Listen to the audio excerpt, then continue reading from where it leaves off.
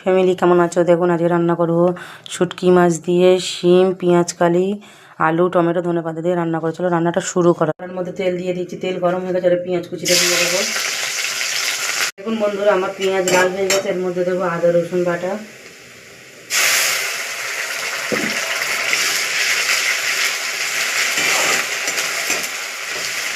আদা রসুনের গন্ধটা চলে গেছে। এবারে দেবো শুটকি মাছ দিয়ে রেখেছিলাম, ছোটো মাছ, ওইটা দিয়ে দিলাম। উপর দিয়ে টমেটো কুচিটা দিয়ে দেবো, হলুদ গুঁড়ো, নুন, গুঁড়ো লঙ্কা আর জিরে ধনে বাটা ভালো করে একটু কষিয়ে নেব। শিম, পেঁয়াজ কালি, আলু দিয়ে রেখেছিলাম কেটে, ওইটাতে এবারে দিয়ে দেবো।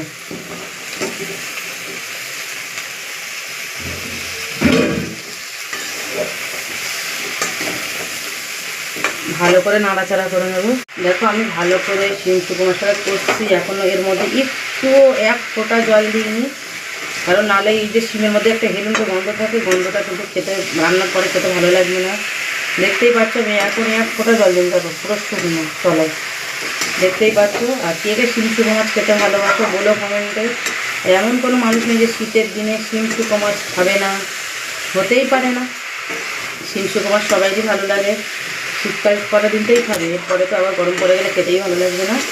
কে কে শিম শুকনো মাছ খেতে ভালোবাসো বলো। দেখুন সেই দিয়ে আমি ঢাকনা চাপা দিয়ে ভালো করে কষতেছিলাম।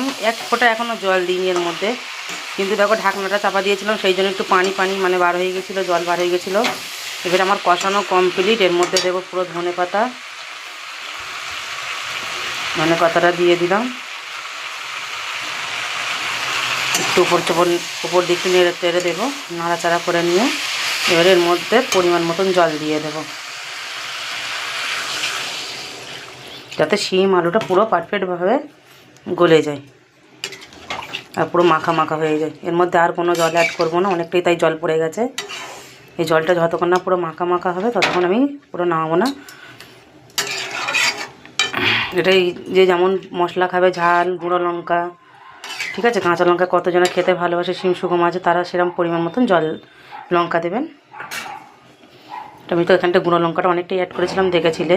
তো চলুন এই ঢাকাটা দিয়ে দিই। তারপর আপনাদের সঙ্গে ফাইনাল লুকটা আমি। দেখুন বন্ধুরা, আমার শিম শুকনো মাছ হয়ে রেডি হয়ে গেছে। তো কেমন হয়েছে লুকটা বলো, আর পাশে থেকো।